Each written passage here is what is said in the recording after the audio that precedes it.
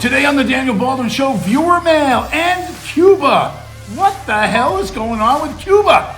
Coming at you right now. Hey everybody, let's get right to it. Francine Obramowitz from Long Island City writes, "Hey DB, what the hell is going on with this guy Mandami? P.S. Love your show." Thank you, Francine. I told you this was going to happen. I told you that this guy was too far out of touch with the pulse of New York. And he comes from a completely different ideology. And I have to tell you, though, for those people who campaigned for him, for those people who created this image of this guy who is going to kumbaya all of New York City, and he got the Jews to vote for him. This guy got people of the Jewish faith to vote for him. How the hell did they fall for this? I have a very good friend of mine, Rabbi Benny. And he is a very, very powerful rabbi in Queens. And I called him when it was getting close, and they were projecting this guy was going to beat Cuomo. And I said, "Rabbi, explain to me how the Jews could allow this guy in I believe, the second largest Jewish stronghold, first in the United States, and the strongest ties to Israel are in New York City. How is this happening?" And he went on to explain to me, some of the things that, some of the younger people of the Jewish faith are buying into this guy. They're subscribing to what this guy's going to do. And of course, he hasn't been able to really deliver any of the things he said he was going to do. I mean, they're falling apart, and they're realizing that it sounds great. See, I look at him and I compare him to the reasons why, one of the biggest reasons why I've told people that I support Trump. And let me explain before you start jumping up and down. I have never seen a politician, like him or not, on the other side of the aisle. Remember, I was a registered Democrat. I supported Democratic candidates blindly, party, leadership for a long, long time, until 2016. I've never seen anyone running presidentially, and in most different places and elections, Senate, governors, Congress, whatever it is. The second they got elected, go in there and try to do what they said they were going to do, and be successful at what they said they were going to try. Even if what they were going to try was something I on the left side didn't like. Well, I'm on the right side now because I support a lot of things. And there were some things that Mandami wanted to do that I thought were interesting. Like, would that work in New York? Could you do that? Could you do grocery stores that are run by the government, and help people that really needed the help? I'm not against helping people that need help. I'm against the fraud. I'm against the misuse of funds. I'm against taking advantage of the system and draining those people who are paying the taxes, because I think that that's not right. But the plans that this guy had and what I think are his real goals undermine people of the Jewish faith, undermine Americans, undermine New Yorkers. I don't think he's a good mix. I don't think he's a good thing for New York. So, but this is what I warned everyone. If they elect this guy, there's going to be real problems in New York. I don't think he's electable a second time. I think he's a one and done. But Francine, they got what they asked for. They elected this guy, and he's not part of the system, which is not bad all the time. I didn't think Trump was part of the system, but he outlined the things he wanted to do, and like him or not, he's doing the things that he said he was going to do. Mandami is, he dreamed of things that he thought he was going to be able to do, and it looks like he can't do any of them. So good luck with Mandami in New York. Francine, thank you for writing your question. I appreciate it. And let me say that if you can hit like, if you can subscribe, if you can share, if you can get the word out about the podcast, about what we do here on the Daniel Baldwin Show, I have so many friends that we talk. We've been talking for years. My show was more of a sports-oriented show back in the years that I was in Syracuse. And then, of course, I have my acting career that I do. But the primary thing that I do is that I serve God, and that I'm a good husband, and that I'm a good father. So I try to do all those things with all my love and all my power and attention. And then I do this. But I do this because I think that there's a message to get out there. When I open my phone up, I see so many terrible things written about the administration, the president, Rubio this, and J.D. Vance that, and Trump, and Venezuela, Israel, Iran. About today's show is about Cuba, and I'm going to tell you really quickly how I grew up and what I thought about Cuba, what it meant to me, and then what's going on now. And remember, the president uses very bold terminology. He doesn't worry whether or not it's diplomatic or whether you like it or you like how it's presented. He just shoots right from the hip. After a while of dealing with geopolitical figures and the people that I've met over the year, and listen, I'm not some powerful politician. I'm not sitting here tooting my horn, but I've had an opportunity from the acting thing to meet a lot of really influential people and sit down and be quiet, and unlike my normal personality, and listen to what they have to say. Ask private, poignant questions where I could get an idea of what do they think outside of our country. What do other politicians, world leaders, premiers, presidents, monarchy, what do they think of Hillary Clinton? What do they think of Barack Obama? What do they think of Donald Trump? And you'd be really surprised. Just like what doesn't get reported to you here about the people on the streets of Venezuela, the people on the streets of Tehran, it's way different than what you're being fed, but that's probably another 10 shows to do. Cuba, that I remember as a child, its leader was Fidel Castro. And Castro did a famous, very tense thing. He made a deal with Nikita Khrushchev in Russia, and they were bringing in what looked to be nuclear capability to Cuba, which would be 90 miles off the shore of Florida. John F. Kennedy said, we cannot have that. There's, early satellite photographs suggested that they were bringing stuff in there and they were going to have bombs really close to the U.S. So there was a tense, media flurry back when the media just reported what was going on and didn't pick sides. And so he ordered ships to surround Cuba, nobody in, nobody out, a military armada, if you will. Kennedy did. And, they implemented the red phone, this phone that was like the hotline between Moscow and Washington, D.C. And he said to Russia, no, you're not going to do that. You're going to remove that stuff out of here now, or we're going to have a big problem.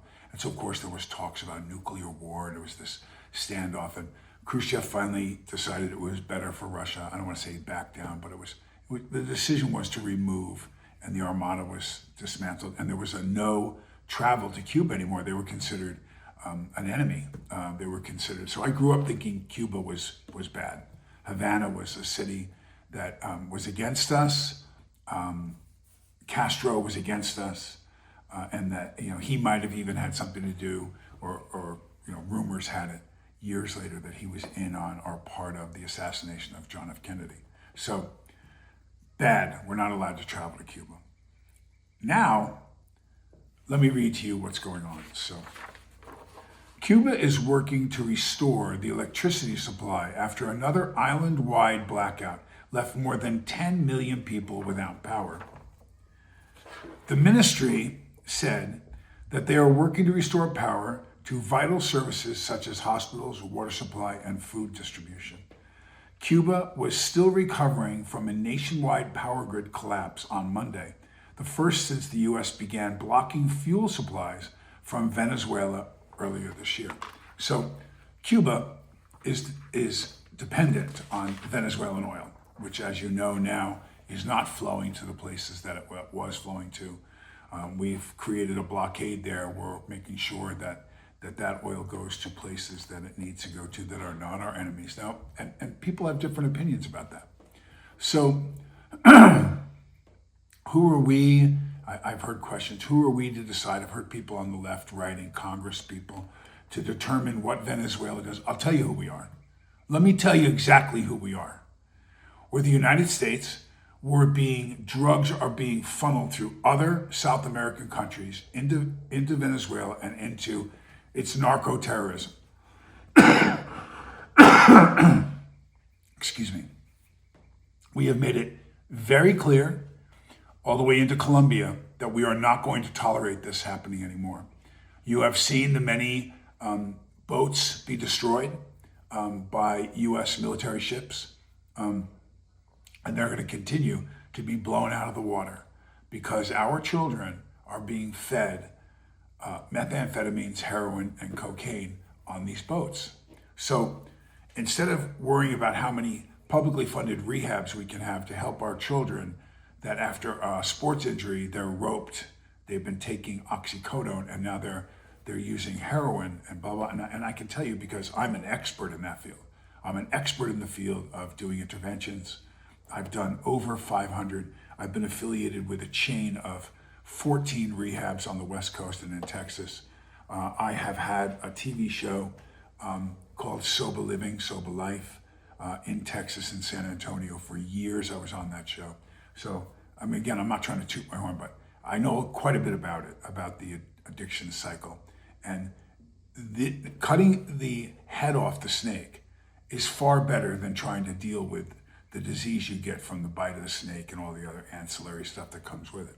So I am in full support of the president and our administration in stopping this now, stop the flow into our country, which Ron Reagan, tried to do in the 80s in his war against drugs. And he had some success with it, but the way we're doing it now, try to find a volunteer to drive that boat. Maybe submarines are getting in, but not a lot of people will get in that boat. So anyway, why does the president have, and why does the administration have a right to control the flow of that oil?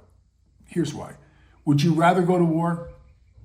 Think about it. In Hormuz now, in the Strait, and we're taking back the Strait, and we're controlling where that oil goes, and we're controlling what gets through and what doesn't get through.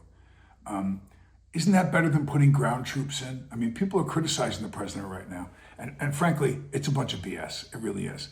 These people did not adhere. People go, we had a treaty, but they weren't compliant with the treaty.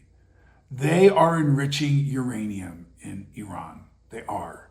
And if you were to allow somebody like that's like handing extra bullets and a gun to a gunslinger. Eventually he's going to draw.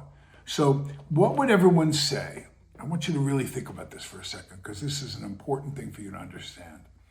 What would the Schumers, what would Schiff, what would Warren, what would Pelosi, what would all them say if during Trump's watch right now, they bought from somebody else a nuclear weapon, or they developed a nuclear weapon and used it?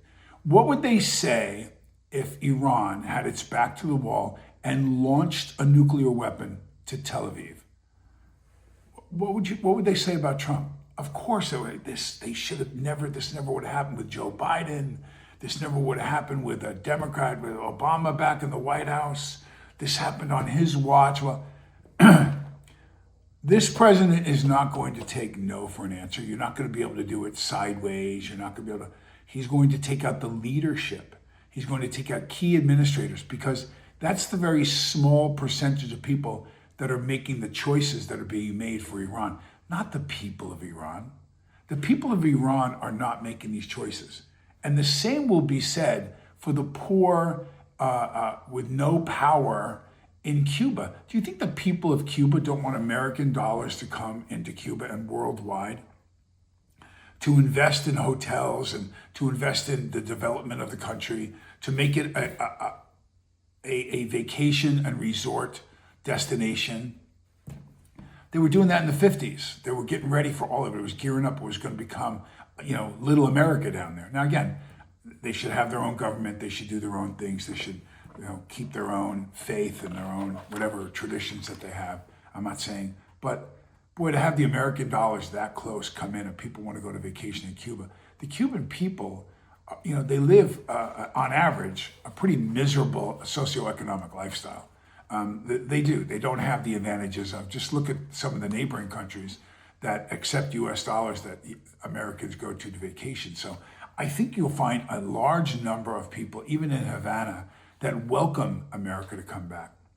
US President Donald Trump has spoken frequently in recent weeks about Cuba, predicting an imminent collapse of the communist government. On Monday, he wondered aloud whether he would have the honor of taking the island. Again, I don't always 100% agree with some of the wording and the verbiage. I don't always agree with, and I don't know whether it's the president. I have contacts high enough up that can tell me certain things when I ask. I also have a limitation to what they're willing to say for security reasons and probably for wanting to keep their jobs. So I don't always agree with the president and what he says and things that he does. I don't agree with any president all the time. I don't. The taking of the island, I would have said it would be an honor to participate in the resettling of the island, or something where it wasn't, it didn't seem like he was just gonna rip it out of someone's hands. But look for this in Cuba. Here's my theory. The power goes out twice in Cuba. Venezuelan oil cut off, and the power goes out twice. I don't, something smells funny about that to me. You want to make a deal with somebody, grab Maduro, pull him out of the country, and replace him. You want to make a deal with Iran, offer them to come to the table to negotiate.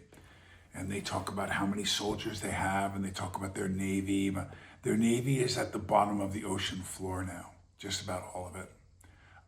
Their capability of launching missiles, if they had a nuclear capability, or just to retaliate, is pretty limited.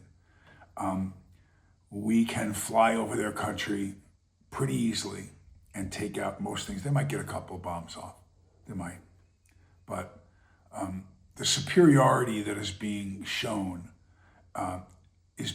because of the choices that the leaders of this country, because they broke the treaty that was signed. So they were warned. Remember now, you walk outside the bar, and there's the guy, and he's looking at you funny, and you're like, oh crap. Now, as an actor who's had some success, and particularly because I'm Alec's brother, and I'm one of 4 boys, which I think makes it even bigger. People recognize you. We look and sound a lot alike in my family. So there was a time when, I would go out when I was younger, and I was on a primetime TV series. People go, hey, Baldwin, Daniel Baldwin, So I've enjoyed that sometimes. It can be a pain in the ass, but here's one of the pain in the asses. Hey, Baldwin, your movies suck. They suck. I'm 35, 40, pretty good shape. I can handle myself. And I'm looking at this guy, and you can tell he's, 4 shots of tequila and 3 beers in. He's not gone or anything, but he's cock strong. He's probably coming. So, you got to decide, how many guys are with him. Are you going to get out of the way? I mean, I'm an Irish Catholic kid from Long Island. I'll go. If you touch me, you're going to get hit. I might get my ass beat. That's a possibility. I'm not the toughest guy in the world, but I'm going to swing at you for sure.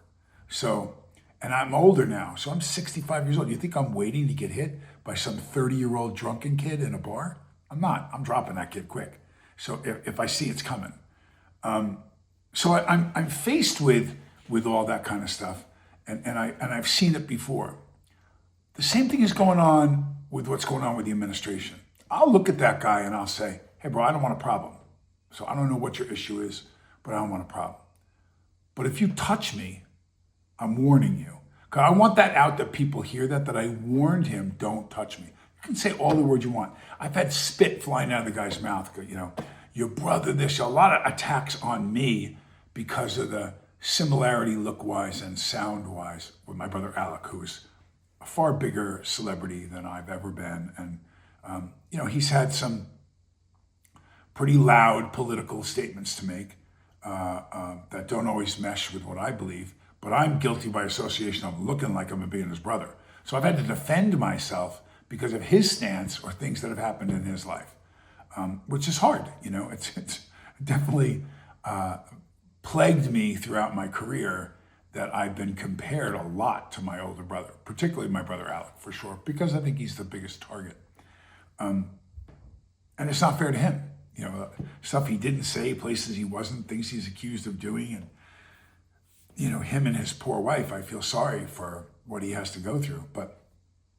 And I haven't always done the best things for that. I've gotten in my own share of trouble, my own fights, my addiction problems, and which, he had to answer questions to, and Billy and Steven, and they had to go, Daniel messed up, and blah, blah. And that's been a long time ago for me, So it's nice when you live a life where you found it. I found the Lord, and that was a great thing for me. I found my wife, which, she may be a little package, but she doesn't mess around when it comes to telling me what time it is. So she grounds me and keeps me in line, makes me a better Christian man and a better husband and a better father. So I got so many good things going on in my life right now. I look at this and I think to myself, Cuba will have a choice. If you want to be friends of the U.S., just like anybody else that enjoys, you got the big pool, you got the spot where people can fish. I had a house upstate, friends would go, hey, they're fishing out like, I go, yeah. And I go, do you mind if we come to your house? And no, come on. We'll launch your boat in the back, do whatever you want. You got to drive it down a tight little road, but you can do that, or you can come over and fish right off the sand, and you can use my boat if you want to. Come on, go out. You know how to ride the boat? Great. These are all perks that you get from being friends with the guy that lives on the water. Okay. There are perks that you get if you're a friendly Cuba with the U.S. So I don't know how much we're going to go in and take the honor of taking Cuba like we had to because they were narco-terrorists that were hurting our people from Venezuela. I don't know how much, and I don't have all the intel, so I'm certainly not speaking for the president. I don't know what Cuba's up to or what threats they may pose. So maybe we are going to, or we're poised to take Cuba.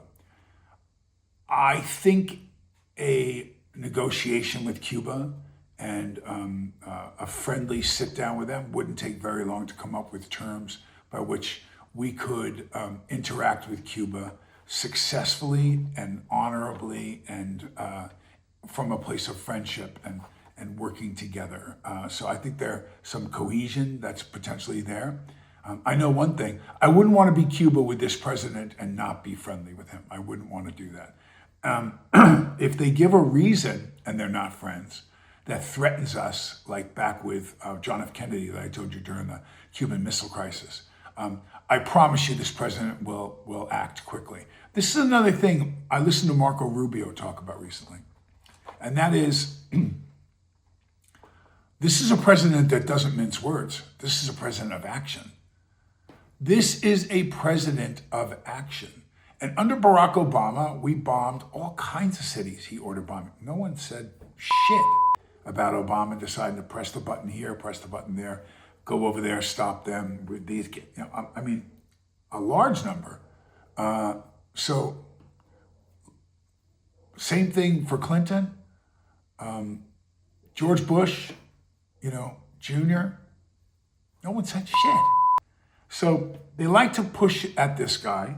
I think they're worried about 2028. I think they're worried about J.D. Vance. I think they're worried about Rubio. A Vance Rubio ticket would be a hot ticket. Tough to deny the power of that ticket. So you don't want to mess with this guy. Listen to me. It's good. It's good. Forget about all the crap that you're hearing about and this war and war is a bad thing. It is.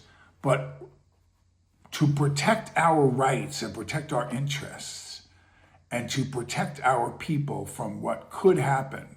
And I still believe that there are factions that are in the US that will probably act. We're going to see some incidents before Trump leaves as retaliation, especially when it looks like we're getting to the end. And I think we're getting close to the end already in Iran. I think that they don't have really much of a choice. If he amps it up right now, if they have like another week-long just bombing raid on strategic targets, I don't see what Iran's going to do. I don't know how much of the old guard is going to be left. And I think that you got to see the streets.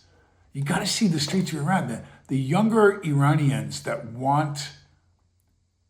they want peace, they want change, they want to be free, they don't want to be persecuted and killed for their opinion. They want a democracy. They do. They really want, the young guard, they want a democracy. You know, all of my life, I've been hearing about United States and Cuba. When will the United States having the honor of taking Cuba? That's a big honor, Trump said from the White House. Taking Cuba in some form. The president refused to say when asked whether an operation to take Cuba would involve the same level of force the U.S. used to capture Venezuelan President Nicolas Maduro, a key ally of Havana in January. So, do I think we're going to go and just oust? You'd have to prove that to the American people that there was a real reason. I mean, I think that, again, you listened to Rubio talk about how many times we reached out to Maduro, and he just laughed. He goes, yeah, the U.S. And he said it in public, he was brash, and he underestimated what a couple of choppers and a couple of SEAL teams could do. Now what song is he singing? No, probably not the same. Maybe he should have sat down at the bargaining table and worked out something for his exit that would have been better, because it required him to go. I don't think we're going to go in. I don't think we're going to go in and just grab leaders or a military type operation against Cuba yet. Of course, if this is brewing up right now and they're talking about it, is Cuba responsible for something that we haven't been made aware of? That's possible. That's very possible. That they're holding their cards close to their chest, and that they will justify any action that's taken post. Maybe they don't want. There was an interesting thing that happened in Japan where Trump was asked by a reporter, I'm sure you've seen it, about why other parts of the world weren't warned about what was going on in Iran. He said, well, you of all people in Japan should know about the element of surprise, which was a ballsy, and some people say, inappropriate thing for him to say in front of Japanese leaders. Was it? I mean, the Japanese bombed Pearl Harbor. I mean, they killed American servicemen and people. They were involved in the war with us, against us. So, but certainly no one knows about the element of surprise more than the Japanese. So he said it the way he does it. He just said it. Yeah, you guys should know. Why we didn't announce? We didn't want anyone to know we were coming. We didn't want anyone to know. Now, there's a lot of evidence that suggests that maybe there were some people in America that knew that Japan was coming to bomb Pearl Harbor, and that because it was a small Hawaiian base, they allowed them to do it. It was the big Pacific base for us because of its strategic location. But by bombing Pearl Harbor, it allowed us to have immediate access to the war. We didn't need American people to be in favor of it after World War I. This pushed the trigger, just like 9/11 and bombing, the Trade Center. And I can do several shows on the evidence behind that. But it did sell to the American people the necessity to be involved with a confrontation because we were attacked. So there you have it. I don't put Cuba in that category. So you're going to have to show me a reason why it would be necessary to go in and take leadership out and force our hand on Cuba. Its proximity to the United States is very dangerous. It's always been very precarious. And I would hope that Cuba would not support a government or support anyone that would put threatening measures against the United States, because rest assured, we would be there. They're very close to us. We could finish that, that would look like Afghanistan. 2 days, boom, it would be over. So I hope that's not true. I hope that we're not going, but I want to circle the wagons now and tell you what I really think might be going on in Cuba right now. This power outage stuff, we've talked about the ability for the Chinese, and I worry about this, about affecting our power grid, that would be the most logical next attack against us. I think that we would have, particularly during the winter, a terrible time if power was knocked out substantially. Is this a test going on in Cuba right now? 2 separate times, that island-wide power. So you're talking about, without backup generators and stuff, and they have to have batteries and everything else. Hospitals, people that are on life support, the temperature that are dependent on electricity to pump their heat. They may have oil heat, but they need electricity to keep that going. So you're talking about people that would freeze to death. What does that look like if you could knock out for 10 million people all of Cuba? Can you knock out New York City and half the eastern seaboard in one, stroke of the pen, or however they're doing it? Are we testing something down in Cuba right now? Are we knocking out power in Cuba because we don't have to worry about? I don't know. But it just sounds very suspicious to me that we can be talking about Cuba, the president's talking about Cuba, and are we flexing our muscle a little bit by knocking out the power grid and letting people know who's boss? I wouldn't put it past rather than a violent intervention, and I don't think most hospitals, according to what I've been able to read, have backup power. So we're not killing people by doing it. It's not that cold there, so no one's freezing to death. But what would happen if we knocked it out every week for 6 months and it stayed off? I mean, you can imagine how devastating that would be to people, and would make them want to come to the bargaining table. And so again, are we applying pressure now, showing people what we're capable of? I don't know. I'm just going to say it sounds really, really convenient that this is going on in Cuba right now, when we're trying to bring them to the table to figure out a peaceful resolution towards the problems that have been between our countries. And certainly having Cuba as a place where we could have some, we have Guantanamo, but having a military presence on Cuba, and bringing in the economics of helping build Cuba to a place. I mean, just one of the charming things about Cuba now is there's still cars from the 50s running around the streets. They don't produce cars. They don't import cars really very much. So they have a lot of cars that are from the American times when we were really close to making great headway with the economy of Cuba. And then, of course, Castro and his regime overthrew the government, and the rest was history. It was a communist country. So look for a peaceful resolution and a joint effort, I believe, in Cuba under the Trump administration. I think that's going to happen. I hope that that's the outcome. And for all the haters that are trying to paint this picture of, it's comical, really. I mean, I feel bad.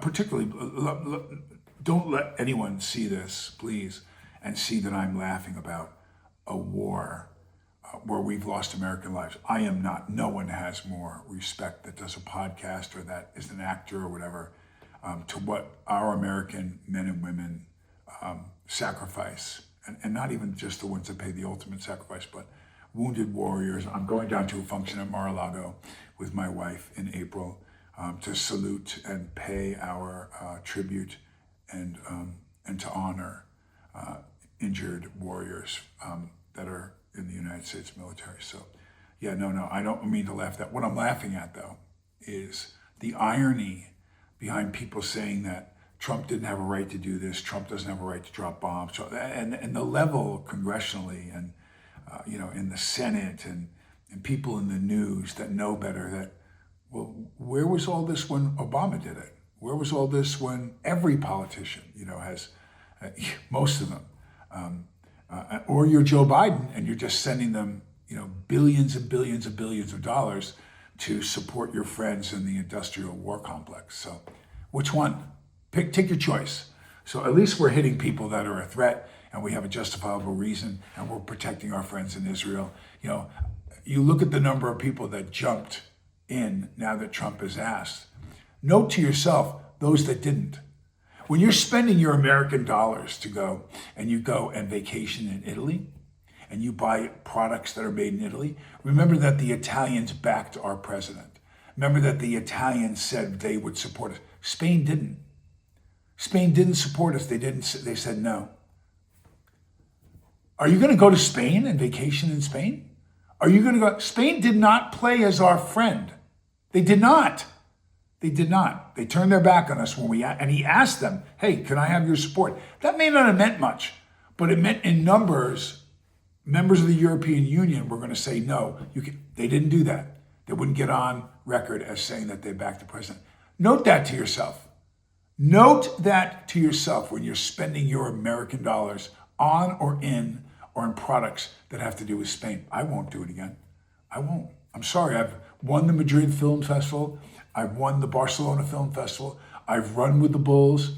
I will not support measures, particularly products, with my money. I might go back and run with the Bulls again because it's the only place that they really do it. But I won't buy Spanish products now. No more. Didn't support our team. You don't get my support. You don't get my money. That's the way it goes. That's the way it goes. So, let's pray. Lord God, I thank you for your guidance and I thank you for your blessings every day, Lord. I thank you for my wife. I thank you for my children. I thank you for my freedom. I thank you for your guiding hand over our health and our welfare as Americans here in Atlanta, Georgia. So, Lord, I ask you to help people, the hierarchy in Cuba.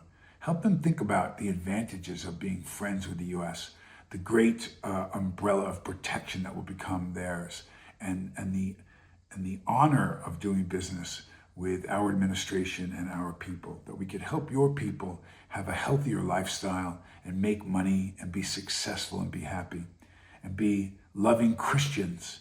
So for the Christian faith, which I think is probably pretty high in Cuba, I welcome my Cuban brothers and sisters to drink from the well with me, the well that is supported by our Lord and Savior, Jesus Christ. And in Iran, Lord, let's end this now if we can, Lord. Get these people to see what the writing on the wall is. And let's come up with a plan to withdraw and to adhere to the agreements that we make with each other. No more breaking them, no more going behind our backs, no more of this stuff that causes the Americans to have to go in and take action. We don't want to take action against Iran. A lot of successful, happy Persians, Iranians that live here in the U.S. that are friends of mine and good people. So let's go back to that place. We need to go back to that place. In your name we pray, amen. There it is. I want to just throw out there that I had a guy say to me, he goes, yeah, you're the one with the podcast, right? And I said, well, I think Alex still has a podcast. I don't know if Billy has a podcast. I don't think so. And I know Steven has some movie thing he does that has to do, he has guests on it. And he goes, you're the one that prays all the time at the end. Now, I would have thought, based on our past, that Stephen would have prayer in he does his stuff that I can tell. I don't really watch his show, so, but I can tell by his social media, his more religious and his Christian stance is a personal thing. It's not really related to a show. I end my show in prayer because I want to show my wish, my experience, my strength, and my hope, especially towards the subject matter that we're talking about there, because none of these people are my enemies. I don't hate anyone. I strongly disagree with the lies that are told, particularly by leaders. I strongly disagree with the misuse of information and the, this one's a pedophile and he did this and he did that, and it's all completely made up out of the air. And the danger of doing that to people, it's terrible. It's terrible. So I pray because I want them to get better. I want them to enjoy the freedom that I enjoy with my personal relationship with Jesus Christ. And that may not be the religion that you subscribe to, but I'm still going to pray for you. I'm still going to pray for Christ to make a change in what I see as an unfortunate byproduct of whatever it is that we're talking about. So I said, yeah, I'm the guy that prays it. Then he goes, man, in your business, that takes a lot of balls, to actually just close your eyes and pray. I said, I never saw it as being risk-taking, or I didn't have much of a choice. When it dawned on me that the most powerful thing I could do for even people that I oppose was to pray for them. I pray for people that are doing terrible things. I pray for people that I can show you the video on them saying they support a certain measure, and that now that it's this administration, they don't support it anymore. That they ran on those points of interest, and now they deny that they're important anymore. I pray for them. I pray for their heart to be filled with the Lord and to maybe tell the truth, or maybe do the things that they were elected to do, maybe do the things that are in the best interest of our people, so that we can live a productive and valuable and spiritually fulfilling life. So, yeah, some people are noticing the program here. I think it's great. We're going to be making some changes in the show, and so I'm anxious to tell you about those. Yep, that's it for the show today. We'll talk soon. God bless you.